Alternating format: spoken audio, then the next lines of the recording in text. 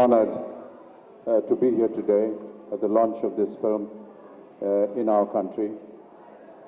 Privileged and honored because of the man that has been encapsulated in the film, his contribution to the world, to the universe, to society at large, to all people that believed in equality and dignity. And those were the things that impressed me the most. I have a long history with South Africa, and a very pleasant one indeed.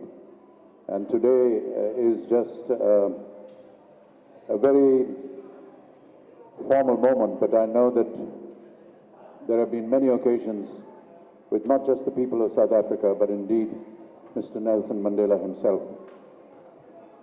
I'd also like to mention that, as Sudhir was saying, we formed a very strong association for over 25 years with Sudhir and his dear friend and my dear friend, Anand Singh, who produced this film, was still reeling under the pressures of apartheid. And we were the first Indian group that were allowed to perform there.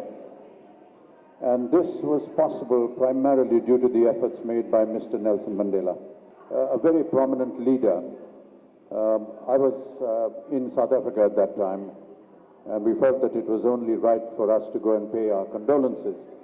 So we drove across to the house, and as we reached the house, Mr. Mandela and his entire formal entourage was leaving the residence, and we were across the road, standing and waiting for his cavalcade to pass by.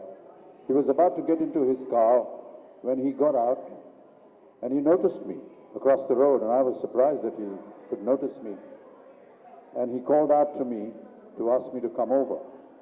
And as I was walking, he stretched his hand out across the bonnet of the car and said, "I hope you remember me," which was just unbelievably amazing.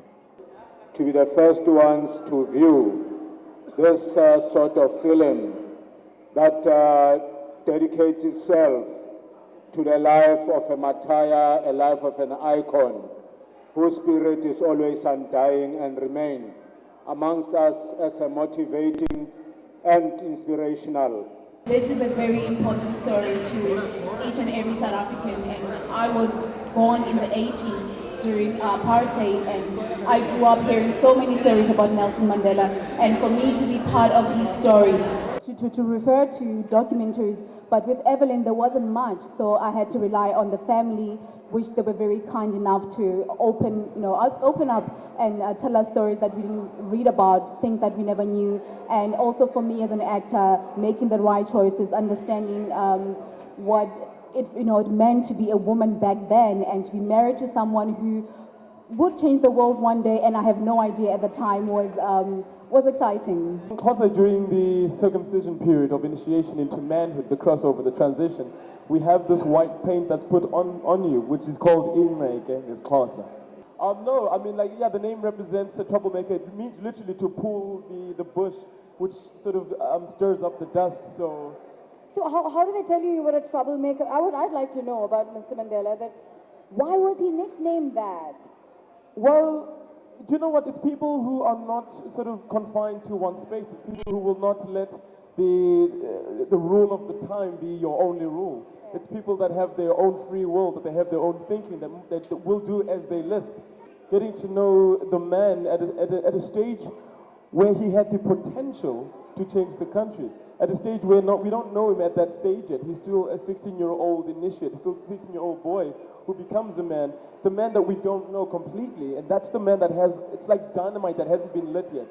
And it's that man that is the most inspiring thing, which just means that we all have this explosion inside of all of us. It just has to be ignited. And for me, getting to learn that bit, and instead of like you sit there going, oh, if people know what's going to happen, and you that guy that's going, understand, people know exactly where it's going to go.